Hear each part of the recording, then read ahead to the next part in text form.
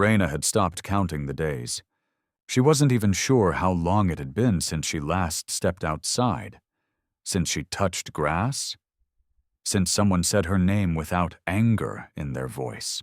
The air in the attic was stale and heavy, but her breath still fogged up the small glass pane when she leaned too close.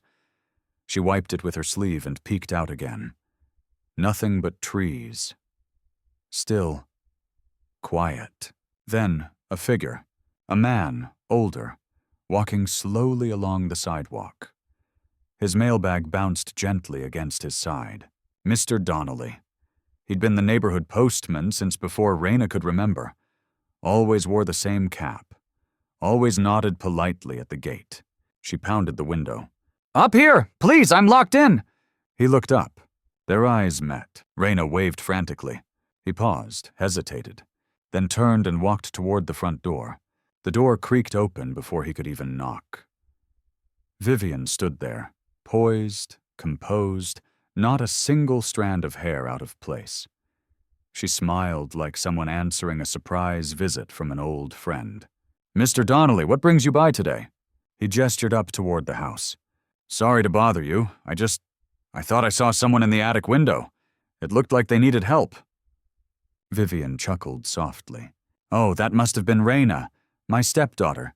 She's quite the little actress. Dramatic flair and all. Ever since her father passed, she's been acting out. Always pretending she's stuck somewhere like she's in a movie." She stepped slightly forward, voice lowering into something that sounded more intimate. "Grief shows up in strange ways. Teenagers, you know?" Mr. Donnelly gave a reluctant nod. "Right, I understand. Just wanted to be sure. Of course, thank you for your concern." She gave one last smile, then closed the door. Raina didn't hear what Vivienne said, but she heard the lock click into place. Again, from the floor above, Vivienne's voice floated up like smoke through old vents. "You really are exhausting, Raina. No one believed you last time, and no one's going to believe you now." Raina sat back against the wall, hugging her knees. Her voice had gone hoarse from shouting earlier that morning. Now she didn't even try. She stared at the photo taped beside her makeshift bed. Her and her father, arms around each other on her 16th birthday. His smile was wide. Hers was real. She remembered that day. The way he leaned close after they'd taken the picture. The way he whispered, "When you turn 18, everything I built will be yours." Back then, it had sounded like a gift, a future. Now it felt like a threat. Her birthday was tomorrow. She didn't know what Vivienne had planned. But she knew it had nothing to do with cake or candles. Outside, Mr. Donnelly walked back toward the street, shaking his head. Maybe it had been nothing. Maybe the girl was acting out. Still, something about her eyes. Something about that window. He paused, then kept walking. 2 years ago, on her 16th birthday, Raina's father had set up his old tripod in the backyard. He never liked taking pictures with his phone. Said Polaroids had soul. Said you couldn't fake the light in them. That afternoon, the sun had been perfect. "Come on, birthday girl," he'd said, waving her over. "One last shot before cake." She ran up behind him, threw her arms around his waist. He clicked the shutter. The picture slid out slow. And while they waited for it to develop, he turned serious. "I want to tell you something." She looked up. "When you turn 18, he said, everything I've worked for becomes yours. The house, the business, even the trust fund. It's all in your name." She blinked. "Wait, really?" "Really. But money isn't the gift, Raina. It's freedom. Use it to build something better than I ever could." She never forgot that. She also never forgot how he started getting sick not long after. Or how the vitamins Vivienne gave him made him nauseous. Or how he died so quietly. Too quietly for a man so full of life. Now, 2 years later, Raina sat on the attic floor holding that very Polaroid. The ink had faded around the edges. His face was still visible, though. That same smile, that same calm in his eyes. "I wish you were here," she whispered. "I don't know what I'm supposed to do without you." There was a sound downstairs. Footsteps, heels clicking against hardwood, then Vivienne's voice. Light, cheerful, like someone hosting a brunch. "Raina, are you awake?" No answer. "I have a surprise for you. Your birthday's tomorrow, after all." Still no reply. The doorknob jiggled, locked from the outside. "You know," Vivienne continued, "I've been thinking about your future. You're about to be a woman. You'll need support, guidance. College isn't cheap, but I've spoken to my advisor. I want to help." She paused. "Just a few signatures, and we can unlock a whole new chapter for you." Another pause. "Think it over." Raina didn't move until the footsteps were gone. Later that day, the door creaked open. Vivienne entered with a tray, scrambled eggs, sliced fruit, and a mug of pumpkin spice coffee. Raina's breath caught. Pumpkin spice. Her father had made that every year on her birthday. "You remembered," she said quietly. Vivienne smiled sweetly. "Of course I did. I know more than you think." She placed the tray on the edge of the mattress, then reached into her robe pocket and pulled out a folded document.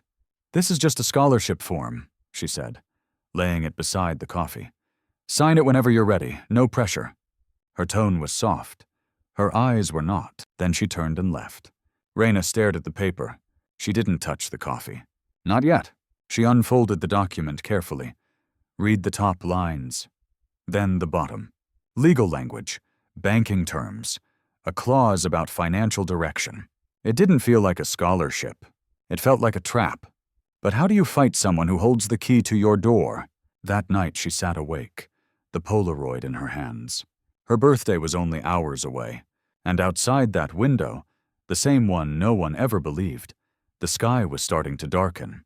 She didn't know what tomorrow would bring, but something in her chest told her, whatever was coming wasn't a gift. The coffee sat untouched. Steam had stopped rising from the cup hours ago, but the scent still lingered in the attic. Warm, sweet, deceptively comforting. Raina stared at it like it might speak. Her hands shook as she unfolded the document again. She'd already read it 3 times, but the words still refused to settle. It wasn't a scholarship form. She wasn't a lawyer, but she wasn't stupid either. There were too many lines she didn't understand. Too many blank spaces. Too many places to sign. And at the bottom, a note, to be signed no later than 11:59 p.m. on the recipient's 18th birthday. That phrase stayed in her head like a ticking clock. Downstairs, Vivienne poured herself a second glass of wine. The boys were playing video games in the den, loud and careless. She didn't even look up. "Once she signs, we're done," she said aloud, to no one. One of the twins, Maddox, mumbled through a mouthful of chips. "She doesn't even know what she's signing, does she?" Vivienne laughed quietly. "Of course not. She's sentimental. All I had to do was throw in that stupid coffee." She sipped her wine. Same trick worked on her father. Raina didn't sleep. Her eyes kept drifting to the Polaroid taped to the wall. Her dad had promised her freedom. He'd told her to read everything carefully. That was the last serious conversation they'd ever had. She tried to remember the days before he died. The vitamins Vivienne had insisted he take. The sudden fatigue, the headaches, the way he stopped drinking his morning coffee. Said it tasted bitter. She remembered one morning. He poured it down the sink when Vivienne wasn't looking. He smiled at Raina, whispered, "Don't tell." She had laughed then, thought it was some inside joke. Now her blood ran cold. In the attic, the smell of pumpkin spice turned sour. Not in scent, but in memory. Raina stood up. She walked to the tray, picked up the mug, and brought it close to her nose. She inhaled slowly. Once. Then again. Something felt wrong. It smelled too strong, too sweet. Like it was trying to cover something else. She put the mug down, fast. Her fingers tingled. Or maybe she was imagining it. Maybe the fear was making her body turn against itself. She backed away from the tray like it had teeth. A soft knock at the door. "Sweetheart?" Vivienne's voice. "Just checking in. I know today's a big day. I want it to be special. You'll want to look your best later tonight." Raina didn't answer. "You haven't touched your coffee?" Vivienne added gently. "Pumpkin spice is still your favorite, isn't it?" "Still nothing. We'll be downstairs when you're ready." The sound of heels faded again. Raina pressed her ear against the door. She waited, then quietly pushed the Polaroid off the wall, folded it, and slipped it under her pillow. She didn't know who she could trust, but she knew one thing now, with absolute certainty. She couldn't trust Vivienne. Not with paperwork, not with coffee, and definitely not with her birthday. Raina wasn't the only one having doubts. At school, her political science teacher, Ms. Alvarez, had noticed the absences. Raina hadn't been in class for over a week. At first, it wasn't unusual. She was quiet, often kept to herself, but never rude, never disruptive, never the kind of student who disappeared without a word. On Thursday, she'd asked the office to check in with the family. They told her Raina was dealing with personal matters and preferred to be left alone. Something about that didn't sit right. After school, Ms. Alvarez waited until the building cleared out. Then she walked into the main office and approached the secretary. "Hi. I was wondering if I could take a quick look at a student file for a college recommendation. Just want to make sure she's on track." "Who?" "Raina Miller." The secretary raised an eyebrow. "That one? She's a little complicated." Ms. Alvarez smiled politely. "Aren't we all?" That same evening, at a small coffee shop 3 blocks from campus, a woman named Riley sat in the corner booth, stirring her drink without sipping it. She hadn't been back to this town in 5 years. She didn't want to be, but something kept pulling her back. She took out her phone and opened an email. Attached was a scanned document, a trust fund agreement. The name on it read, Raina Miller. Different name, same setup, same woman behind it. Vivienne Cole. Riley clenched her jaw. She remembered the day her own stepmother had handed her a similar contract. Same smile, same promises. Back then she was naive, grieving, trusting. She'd signed without reading. 3 days later, everything her father had left her was gone, and Vivienne vanished.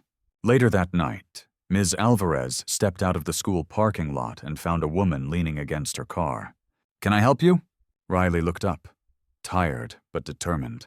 "You teach Raina Miller, right?" Ms. Alvarez froze. "Who are you?" "I don't have a lot of time, but listen. If she's missing school, if she's acting strange, it's not her fault." "What do you mean?" Riley hesitated, then reached into her coat and handed over a folded piece of paper, a photocopy of Vivienne Cole's marriage certificate, to Riley's father, and below it the death certificate. Cause cardiac arrest, unexplained. "She's done this before," Riley whispered. "She targets widowers, gains access to assets through the children, then takes everything." Ms. Alvarez's hands trembled. "Are you saying Raina's in danger?" "I'm saying," Riley paused, "she might not make it to her birthday." Back in the attic, Raina sat with her back to the wall, listening to the ticking of the clock she could barely see through the dark. The tray still sat in the corner. The coffee was cold now, but the fear was getting warmer. She hadn't signed anything yet, but she was starting to realize this wasn't just about a signature. By morning, the smell in the attic was unbearable, not because anything had changed, but because something had. The coffee wasn't just coffee anymore. It was a memory, a trigger, a question she didn't want to answer. Raina sat still on the mattress, holding the Polaroid in her lap. She stared at the photo for what felt like hours, but her mind was somewhere else. She remembered a morning, not long before her father got sick. He'd sat at the kitchen table, blinking hard, trying to steady his hands. Vivienne had handed him a fresh mug of pumpkin spice coffee. She'd kissed him on the cheek and said, "You need your strength." But he didn't drink it. He waited until she left the room. Then, looking over his shoulder like a child sneaking candy, he poured it into the sink. When he saw Raina watching, he winked. "Your stepmom's coffee tastes like cough syrup," he'd whispered. She had laughed. Back then, everything still felt safe. Now the memory felt like a warning. Raina got up slowly, took the coffee mug from the tray, and opened the tiny attic window just enough to dump it out. Her hands were shaking. She didn't care. Let the smell be gone. Let it take whatever secret it held with it. Across town, Riley sat in a rental car, staring at Vivienne's house from down the block. The same house, same driveway, same trimmed hedges. So perfect it was almost artificial. She pulled a flash drive from her bag. It held photos, documents, death certificates, not just her father's, but 3 others from past aliases Vivienne had used. Different last names. Same story. She stepped out of the car and walked up the sidewalk. At the front gate, she rang the bell. No answer. She tried again. Still nothing. The house looked quiet, but she knew better. Back at school, Ms. Alvarez sat at her desk, rereading the paper Riley had given her. She knew she couldn't go to the principal, not without proof. Not yet, but she could go somewhere else. She picked up her phone, dialed the local police station. Hi, yes. I'd like to request a wellness check on a student. Her name is Raina Miller. She hasn't been to class. I have reason to believe she may be in danger. Relationship to the student? I'm her teacher. Has anyone reported her missing? No, not yet. Then I'm afraid there's not much we can do. Click! The clock inside Raina's attic read 4:17 p.m. Less than 8 hours until midnight. She'd read the paper again. She didn't understand all of it, but enough of it felt wrong. She felt like she was standing at the edge of something big and terrifying, something she didn't know how to name yet. She hid the document under her blanket, then folded the photo of her dad and tucked it into her pocket. If she had to run, that photo was going with her. Downstairs, Vivienne was preparing candles, not for a cake, but for the table, a long, elegant dinner for 2 witnesses, her sons. She adjusted a necklace in the mirror, then smirked at her reflection. It's almost showtime. Outside, a shadow moved between the hedges. Riley had found a side entrance. Unlocked! Raina had barely touched the eggs on her tray. Her stomach turned just from the smell, not because they were cold, but because she finally understood. Nothing Vivienne gave her was ever free. She backed away from the tray slowly, just as footsteps echoed on the stairs again. Only this time, they didn't stop. The attic door creaked open, just a little. Vivienne stood there, a smile stretched across her face, too wide, too smooth. "Sweetheart," she said gently, "I need to get everything ready downstairs for your birthday celebration." Raina didn't move. Vivienne stepped inside and set a clean dress on the foot of the mattress. Pale pink, ironed. "Wear this before dinner, all right?" Then her tone dropped, just slightly. "And stay up here until I call you?" Raina stayed silent. Vivienne smiled once more, then turned, stepped out, and locked the door behind her. This time, not just the handle. There was a click, and then another. Metal on metal. Raina jumped up, rushed to the door. It didn't budge. She jiggled the handle. Still nothing. "Let me out!" she yelled. No answer, just silence. Downstairs, Vivienne calmly finished placing 3 wine glasses on the table. She looked over at her sons, lounging on the couch. "Phone's away, dinner is formal tonight." "What are we even doing all this for?" one muttered. "Because," she said, pouring from the bottle, "at midnight your lives change too." Outside, the side entrance creaked open. Riley stepped inside quietly, shutting the door behind her. The air smelled the same. Lavender, white wine, and something underneath it. Bitter, almost medicinal. The same way it used to smell when she lived here. Her heart pounded as she crept down the hallway. The house was too quiet. She found the office, same old place, right off the sitting room. The filing cabinet was still there, labeled meticulously in Vivienne's handwriting. She pulled out one drawer. Medical, Miller. She flipped through until she found it. Jonathan Miller, autopsy report. She skimmed. Her breath caught. Elevated liver enzymes, internal inflammation, evidence of toxicity, no clear explanation. She took photos, fast, hands trembling. Then, Footsteps. She ducked behind the desk just as one of the twins passed by the doorway. Too close. Upstairs, Raina sat on the floor, holding the folded photo of her father in her palm. She'd changed into the dress, like Vivienne said. Not because she wanted to obey, but because she needed Vivienne to stay calm, to keep pretending everything was fine. She reached under the mattress and pulled out the document. She read it again, still didn't understand it, but now she recognized the feeling in her gut. It was the same feeling she'd had at her father's funeral, when Vivienne gave the eulogy instead of her, when Vivienne chose the casket, when Vivienne told her he wanted it this way. Back at the school parking lot, Ms. Alvarez sat alone in her car, watching the sun dip below the horizon. She opened her phone and pulled up the email Riley had just sent. Photos of the autopsy, documents with Vivienne's signature, and a copy of the trust clause. It was enough. She called the police again. This time her voice didn't shake. You need to go to 172 Arbor Lane, now. There's a minor in that house and she is not safe. Downstairs, the candles on the table flickered. Vivienne checked the time. 11:35 p.m. She walked to the base of the stairs and called out sweetly, Raina, darling, and come down now. It's time to open your present. Raina opened the door, or tried. Still locked. She banged once, then twice. Vivienne. No answer. Then she heard it. The sound of the latch sliding open from the outside. Vivienne stood there, backlit by the hallway lamp, the paper in her hand. All you have to do, she said softly, is sign. Just like we planned. She extended a pen. Raina stared at it. Behind her, the clock on the wall read 11:44 p.m. 16 minutes. Outside, red and blue lights flickered faintly in the distance. Riley saw them first. She exhaled, shaky. Please be in time. The pen hovered above the paper.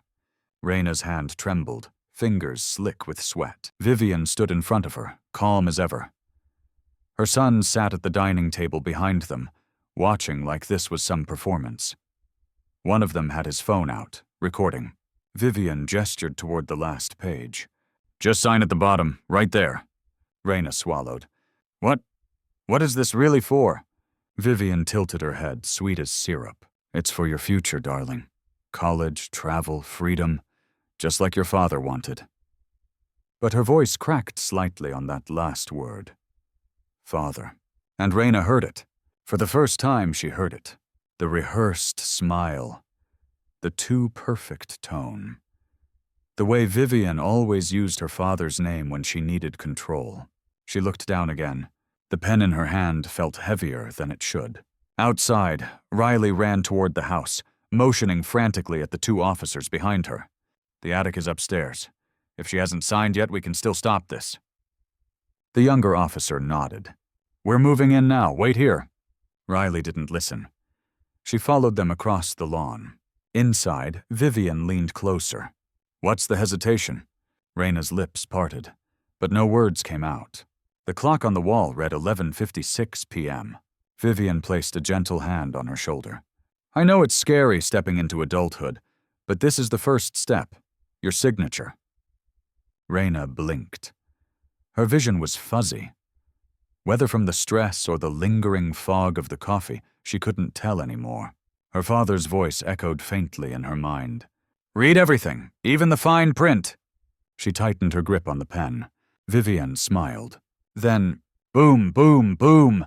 A pounding at the door. Everyone froze. Police, open up.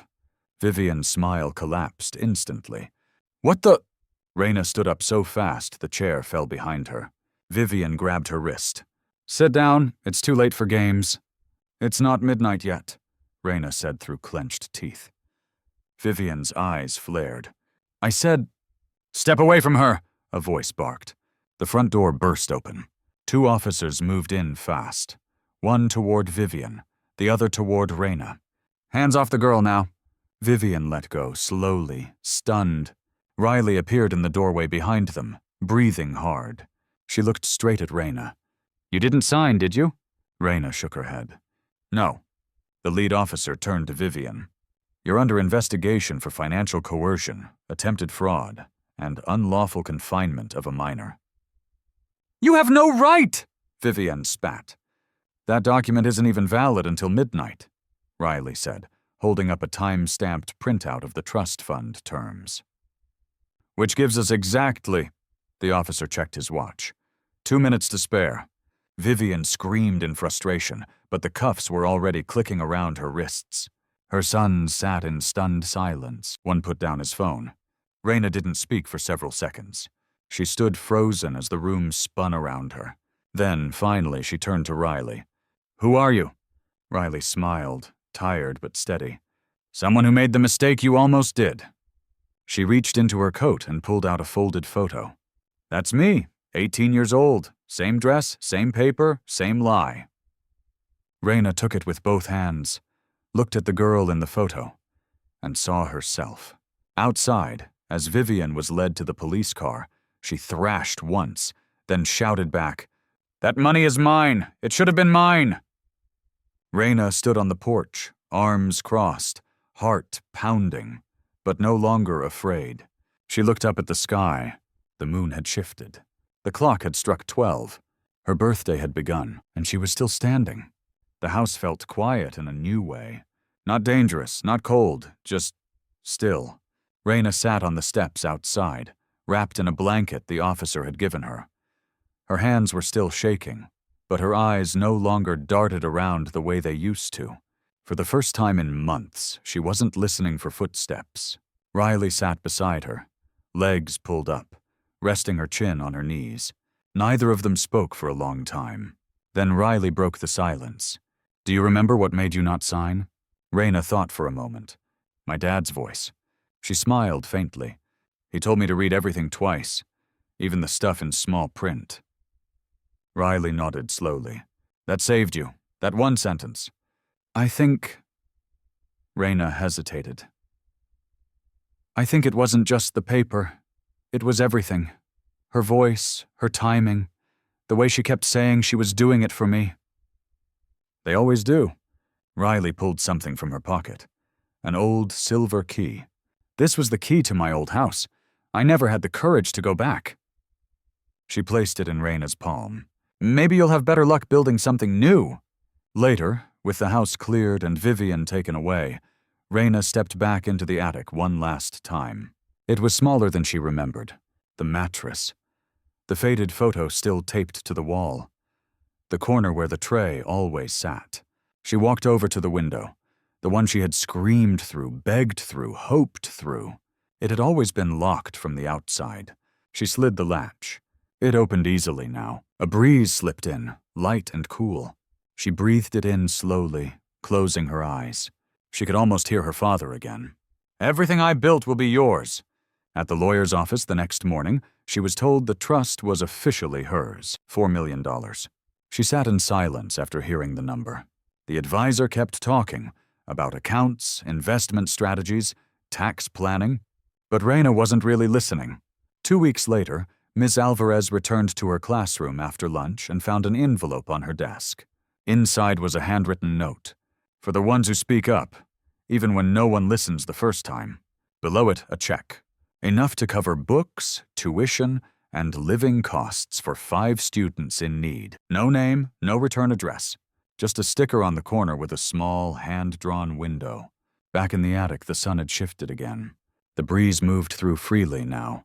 Raina stood at the window, eyes steady, hair brushed back from her face.